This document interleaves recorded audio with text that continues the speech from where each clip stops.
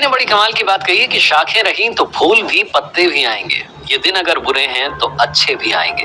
मैं एफएम से मैं हूं आरजे कार्तिक। एक छोटी सी कहानी। एक बार एक अमीर व्यक्ति अपनी गाड़ी से उतरा, एयरपोर्ट में तेजी से घुसा क्योंकि उसकी फ्लाइट का टाइम हो रहा था, लेट हो रहा था।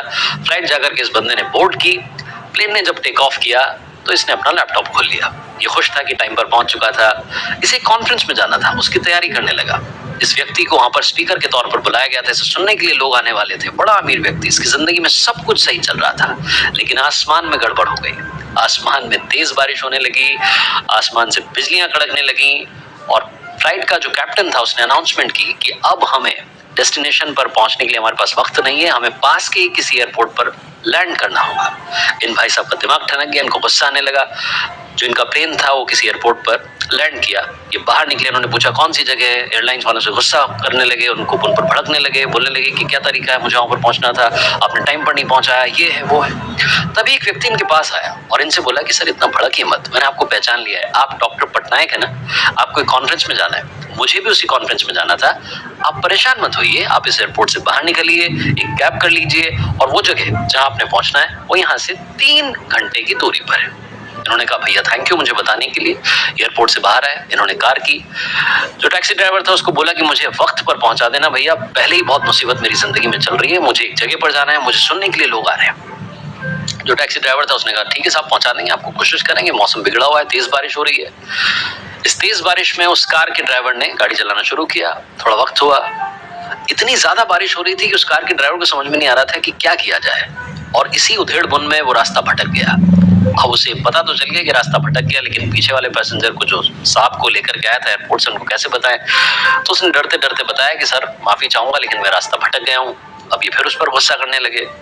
फिर इन्हें समझ में आया कि अब कॉन्फ्रेंस में तो नहीं पहुंच पाऊंगा। तो इन्होंने उस ड्राइवर से कहा कि भाई मेरे अब मुझे जहां भी पहुंचा सकता है वहां पहुंचा दे, इस मुसीबत से बाहर निकाल। थोड़ा आगे चले तो उस ड्राइवर ने आसपास की जगहों में देखा तो इसे एक छोटा सा घर दिखाई दिया।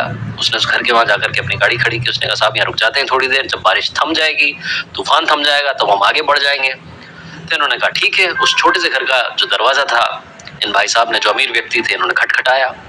अंदर से एक बूढ़ी अम्मा की आवाज आई। उन्होंने कहा कि जो भी है अंदर आ जाए, परेशान ना करे।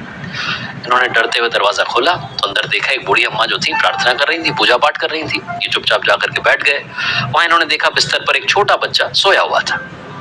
उन्होंने अपनी पूजा पाठ पूरी की। उसके बाद में उन्होंने पूछा कि क्या पियोगे, पानी पियोगे, चाय पियोगे। तो उन्होंने कहा अरे आपका धन्यवाद है, आप अगर मुझे एक फोन दे देती तो बड़ा अच्छा रहता।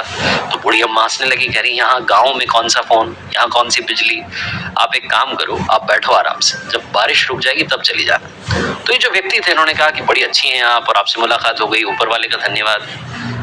तो इन्होंने कहा कि ऊपर वाले का धन्यवाद तो मैं तब करूंगी जब मेरे पोते का इलाज करने वो डॉक्टर आ जाएगा, जब मैं अपने पोते का इलाज करवा लूंगी। तो इन्होंने कहा कि बात क्या है। तो बूढ़ी अम्मा ने बताया कि मेरा ये पोता है, इसके माँ बाप अब जिंदा नहीं है, इसका मैं ही सहारा हूँ और इसको एक खतरनाक बीमारी है। यहाँ आसपास के डॉक्टर बताते हैं कि दिल्ली के एक बड़े डॉक्टर हैं पटनायक, वो इसका इलाज कर सकते हैं।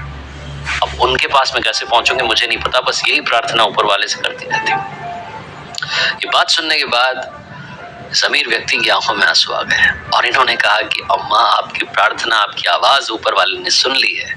मेरा प्लेन जहां पहुंचना था वहां नहीं पहुंचा, तेज बारिश होने लगी, तूफान आ गया, मेरी गाड़ी को जहां पहुंचना था गाड़ी नहीं पहुंची, रास्ता भटक गया और आपके दरवाजे पर आ गया।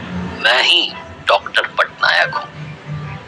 ये छोटी सी कहानी एक बार फिर वही बात बताती है कि तेरे दर पर आने से पहले मैं बड़ा कमजोर होता हूँ, मगर तेरी दहलीज को छूते ही मैं कुछ और होता हूँ। खुद पर भरोसा और ऊपर वाले पर भरोसा रखेंगे तो जिंदगी में कुछ भी इम्पॉसिबल नहीं है। इसीलिए आपसे कहता हूँ कर दिखाओ कुछ ऐसा कि दुनिया करना चाहे आपके जैसा।